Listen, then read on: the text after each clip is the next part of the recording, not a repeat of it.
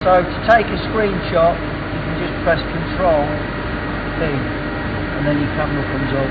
So that's for the screens that you can't get to where there's no camera showing. But normally, camera's showing, so you can do it. Excellent.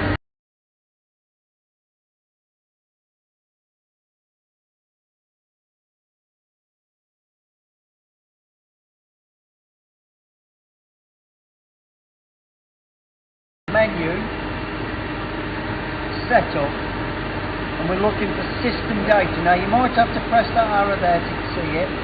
You want, no, not swivel data. And then we'll go back in. And we're going to setup. We're going to go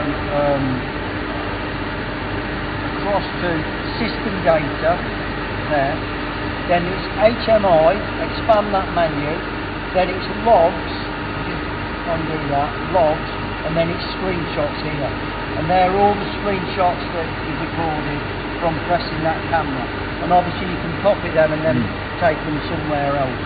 So if you want to have a look at one of these photos, you can either do that, which that's what that photo is, the screen that is, it says pneumatic just view close, or you can